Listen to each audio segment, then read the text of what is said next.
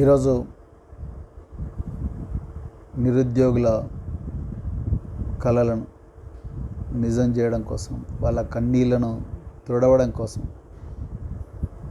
ప్రాణ త్యాగానికి కూడా సిద్ధమై మరి 35 లక్షల మంది నిరుద్యోగుల తరపున పోలీసు వాళ్ళు ఎన్ని నిర్బంధాలు పెట్టినా, రేవంత్ రెడ్డి గారి ప్రభుత్వం ఎన్ని అడ్డంకులు కల్పించినా ఇవాళ మొక్కవోని ధైర్యంతో తెలంగాణ నిరుద్యోగుల బిడ్డల గొంతుకగా మరి అశోక్ సార్ తెలంగాణ జాతిరత్నం. ఈరోజు అశోక్ సార్ అదేవిధంగా మరి ఆస్మా గారు, తర్వాత మిగతా ఇద్దరు తమ్ముళ్ళు, వీళ్ళందరూ కలిసి మరి వాళ్ళ స్వగృహంలో నిరుద్యోగులకు న్యాయం చేయాలని నిరాహార దీక్ష చేస్తున్నారు. నేను బహుజన్ సమాజ్ పార్టీ తరఫున నిరాహార దీక్ష శిబిరాన్ని మరి సందర్శించడానికి వచ్చాను, వారికి సంఘీభావంగా నిలవడానికి వచ్చాను. నిజానికి అశోక్ సార్ మరియు ఆస్మా గారు ఇంకా మిగతా ఇద్దరు నిరుద్యోగ నాయకులు వీళ్ళందరూ చేస్తున్న డిమాండ్లు చాలా న్యాయమైన డిమాండ్లు. నేను గత సంవత్సరం రేవంత్ రెడ్డి గారు ప్రతిపక్షంలో ఉన్నప్పుడు కూడా వీళ్ళందరం కలిసి మేము తెలంగాణ నిరుద్యోగులకు ఆనాడు టీఎస్పీఎస్సీ ప్రశ్నపత్రాలు లీక్ అయినప్పటికీ, లేకపోతే గ్రూప్ 2 వాయిదా వేయాలని కానీ, లేకపోతే ఇంకా డిఎస్సి 5,000 పోస్టులు కాదు, ఒక మెగా డిఎస్సి 20,000 వేయాలని కానీ జరిగిన ప్రతి పోరాటంలో కూడా మేమందరం కూడా అశోక్ సార్తో పాల్గొన్నాం. ఇంత గొప్ప పేరు, ఇంత గొప్ప అంకిత భావం ఉన్న నాయకుడిని కనీసం ఇందిరా పార్క్ దగ్గర శాంతియుతంగా, రాజ్యాంగబద్ధంగా, రాజ్యాంగం కల్పించిన ఆర్టికల్ 19 స్వేచ్ఛ ఏదైతే ఉందో ఆ స్వేచ్ఛ హక్కును కూడా ఉపయోగించుకోకుండా దౌర్జన్యం చేశారు. ఆనాడు ప్రభుత్వం ఇందిరా పార్క్నే పూర్తిగా రద్దు చేస్తే ఈరోజు ఇందిరా పార్క్ దగ్గరికి కూడా సొంత ఇంట్లో కూడా మరి ఆమరణ నిరాహార దీక్ష చేసుకునే పరిస్థితి లేదు. మరి అంతకన్నా ఘోరంగా రేవంత్ రెడ్డి ప్రభుత్వం దౌర్జన్యంగా వ్యవహరిస్తున్నది. ఎంత ఘోరమయ్యా అంటే ఈ అపార్ట్మెంట్ అసోసియేషన్ వాళ్ళని కూడా వీళ్ళని ఇంటి నుంచి బహిష్కరించండి, అపార్ట్మెంట్ నుంచి బహిష్కరించండి అన్న స్థాయిలో ఇలా నిర్బంధం ఉందంటే మరి ఎక్కడ పోతున్నాం మనం? వచ్చి 3 నెలలు కూడా కాలే. ఆశ్చర్యకరమైన విషయం ఏంటంటే ఈ నిరుద్యోగులు, ఇక్కడ వెనుకున్న నిరుద్యోగులు, బాబు ఇక్కడ ఈ నిరుద్యోగులు వీళ్ళందరూ కూడా కాంగ్రెస్ పార్టీ కండువాలు వేసుకొని రకరకాల విద్యాలయాల నుంచి బస్సులు వేసుకొని కాంగ్రెస్ పార్టీని గెలిపించండి అని తెలంగాణ అంతా యాత్ర చేసిండ్రు. 107 నియోజకవర్గాలు యాత్ర చేసిండ్రు వీళ్ళు. ఆ కాంగ్రెస్ పార్టీ ఇవాళ అధికారంలోకి వచ్చి వీళ్ళ ప్రజాస్వామ్య హక్కులను కాలరాస్తున్నది. ఇప్పుడు ఒక నిమిషం పరిశీలిద్దాం, వీళ్ళు ఎందుకోసం ఆమరణ నిరాహార దీక్ష చేస్తున్నారు? ఇన్ని పోలీసు నిర్బంధాలు ఎదురైనా ఎందుకోసం ఆమరణ నిరాహార దీక్ష చేస్తున్నారు? గురుకుల పాఠశాలల్లో, గురుకుల విద్యాలయాల్లో 9,200 పోస్టుల్లో బ్యాక్లాగ్ లేకుండా రిక్రూట్ చేయండి అంటున్నారు.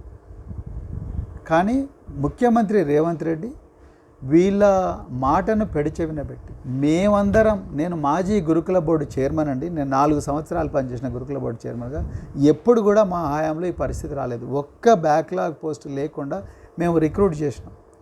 సో మేము డిఎల్ నుంచి చివరికి టీజీటీ దాకా అన్నీ కూడా రిక్రూట్ చేసినాం, లైబ్రరీని ఇవన్నీ కూడా. కానీ ఈరోజు ముఖ్యమంత్రి గారు ఇది పెడచెవిన పెట్టి, ఈ సలహాలు పెడచెవిన పెట్టి అధికార యంత్రాంగానికి పని అప్పచెప్పకుండా కేవలం ఎల్బీ స్టేడియంలో 4వ తారీఖు 5వ తారీఖు కోట్ల రూపాయలతోనే ఆ ఈవెంట్ మేనేజ్మెంట్ చేసి అంగరంగ వైభవంగా నిరుద్యోగులకి ఏదో ఉద్యోగాలు ఇస్తున్నామని చెప్పుకోవడానికి మాత్రమే తప్ప ఇంకొకటి కాదు. దానివల్ల 3,200 పోస్టులు ఇవాళ బ్యాక్లాగ్ పడ్డాయి. వీళ్ళు పాపం ఈ అశోక్ గారు, అదేవిధంగా ఆస్మా గారు, వీళ్ళందరూ కూడా వాళ్ళు కోరుతున్నది ఏంటంటే ఇప్పటికి కూడా ముఖ్యమంత్రి గారి దగ్గర ఛాన్స్ ఉన్నది. 3,200 పోస్టులు బ్యాక్లాగ్ పోస్టులను లేకుండా చేయండి అన్నారు. అసలు ముఖ్యమంత్రి గారికి అర్థమైతలేదు. ముఖ్యమంత్రి గారేమో ఎలక్షన్ల కోసం ఆ జిల్లా ఈ జిల్లా తిరుగుతున్నారు, పరిపాలన మొత్తం పడకేసింది. దాని గురించి ఎవ్వరూ మాట్లాడతలేరు. వీళ్ళ గురించి కనీసం అసెంబ్లీలో చర్చ చేయని పరిస్థితి.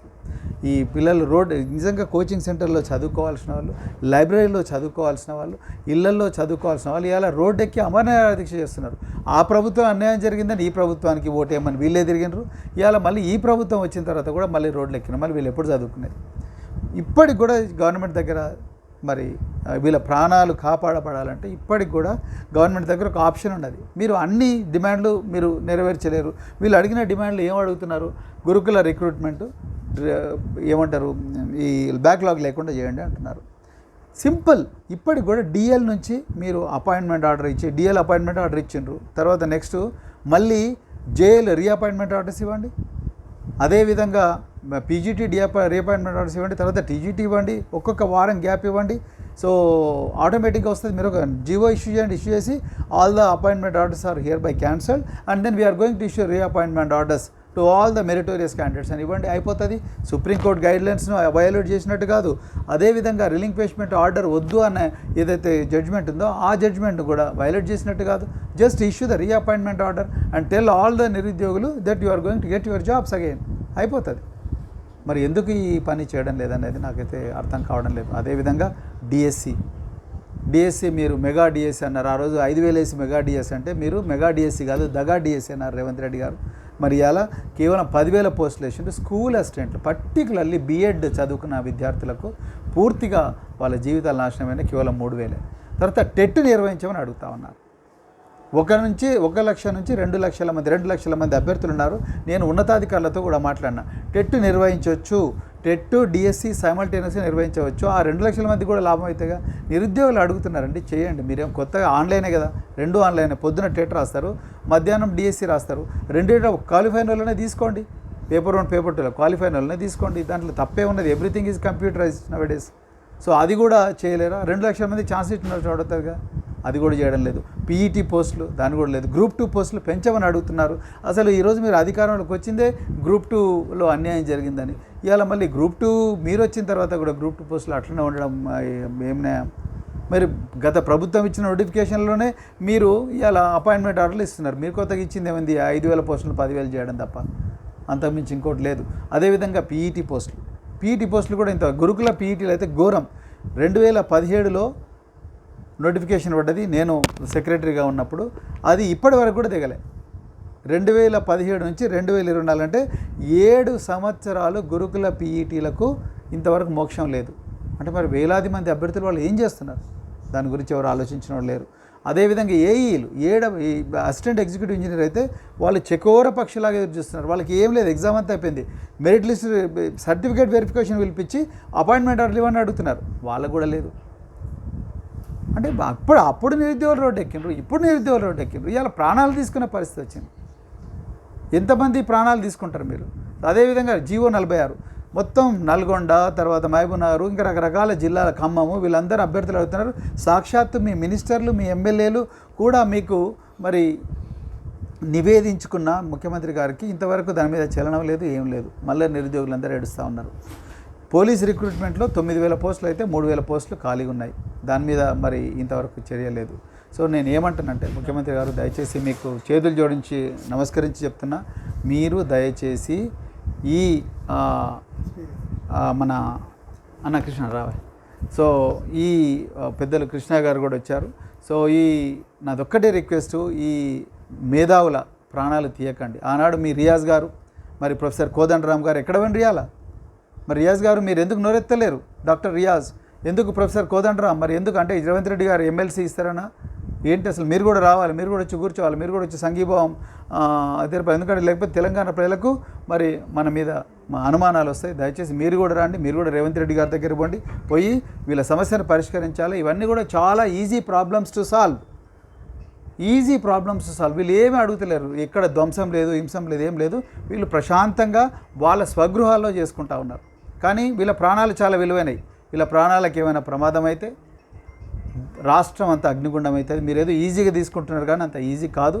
అందుకొరకు దయచేసి నిరుద్యోగుల మీద ఏమాత్రం దయ, కనికరం, ప్రేమ, జాలి ఏమున్నా కూడా అర్జెంటుగా, వీళ్ళందరూ మన తెలంగాణ బిడ్డలే, వీళ్ళందరూ కూడా మరి తెలంగాణ బిడ్డలే కాబట్టి వీళ్ళందరికీ న్యాయం చేయాల్సిన అవసరం ఉన్నది. ఇవన్నీ కూడా ఏమాత్రం ఎక్కడ కూడా మీకు పైసా ఖర్చు కాదు ముఖ్యమంత్రి గారు, కేవలం అడ్మినిస్ట్రేటివ్ డెసిషన్స్.